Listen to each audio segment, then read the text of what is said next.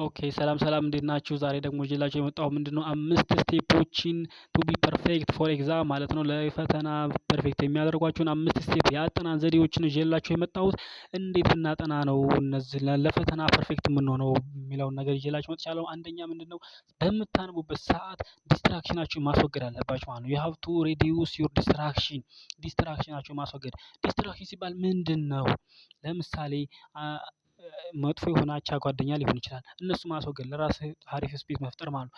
እንደዚሁ ደግሞ ስልክም ሊሆን ይችላል። ደግሞ ስልክ ለራሱ እንደዚሁ በምታጠኑበት ሰዓት ስልካችሁን ማጥፋት ማለት ነው። ዳይቨርቱን ማድረግ፣ ፍላይት ሞድ ማስገባት እነዚህ ነገራቶችን በጣም አስፈላጊ ናቸው ማለት ነው። ምክንያቱም አንዴ ወደ አቴንሽናችሁ ከተሰረቀ መልሳችሁ ለማጥናት በጣም ይደብራችኋል።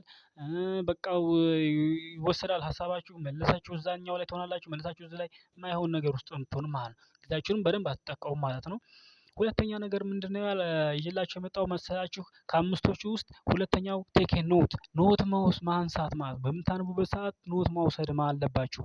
እነዛን ኖቶች መያዝ አለባችሁ ማለት ነው። ምክንያቱም በኋላ በቀላሉ ለማስታወስ ይረዷችኋልና ማለት ነው። የነዛን ኖት ካልያዛችሁ መጨረሻ በኋላ ላይ ለማስታወስ ምንድነው መልሳችሁ እዛኛው ትልቁ መጽሐፍ ላይ ሄዳችሁ ሁለተኛ ሶስተኛ እንትን ማለት ነው መፈለግ ነው ማለት ነው። ይሄ ደግሞ ጊዜያችሁን ይገልባችኋል እና ኖት ማውጣት አለባችሁ። ሶስተኛ ነገር ምንድነው አክቲቭ ሪኮሪ ኦር ኤክሰርሳይዝ ማለት ነው። ይሄንን ያልኩት ለምንድነው አንዳንድ ተማሪዎች ጀስት በቃ አነበብን ብለው ጨርሰው እንትን የሚሉ አሉ ማለት ነው። እንዴት መሰላችሁ እንደዚህ የፈለኩት? ቪዲዮ ያያሉ።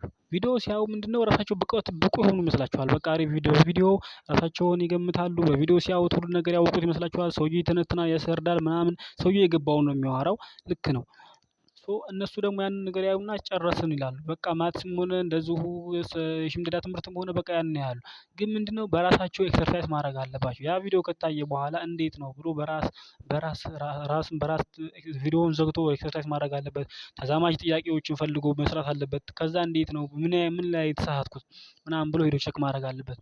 ለምክንያቱም አንድ ጡንቸኛ የሚሆን ሰው ስፖርት የሚሰራ ሰው ምንድነው ሁሌ ጡንቻ ያመጣው ምንድነው በኤክሰርሳይዝ በማድረግ እያደረገ ነው። ምክንያቱም የእጅ ሊሆን ይችላል የሚሰራው የእግር ምናምን እያንዳንዱን ነገር ኤክሰርሳይዝ ያደርጋል።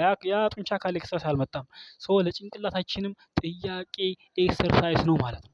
ያን ጥያቄ ኤክሰርሳይዝ በምንሰጠው ሰዓት አዳፕት እያደረገ ይመጣል። በኋላ ለፈተና አንቸገርም። በቀላሉ ልንሰራ እንችላለን ማለት ነው። ይሄ ኤክሰርሳይዝ ሶስተኛው ነጥብ ነው። አራተኛ ነገር ምንድነው ፕሮግረስ ኦር ኮንስታንቲነስ ፎር ስተዲ። የምታጠኑበት ሰዓት ኮንስታንት መሆን አለባችሁ። ዛሬ አንብቦ ነገ መተው፣ ከነገ ወዲያ አንብቦ እንደዚህ ማድረጉ ሳይሆን ኮንስታንት የሆነ ስተዲ ፕላን ሊኖራችሁ ይገባል ማለት ነው። ያ በጣም አስፈላጊ ነገር ነው። ኮንስታንት የሆነ ስተዲ ሊኖራችሁ ይገባል። ይሄንን ማድረግ አለባችሁ ማለት ነው።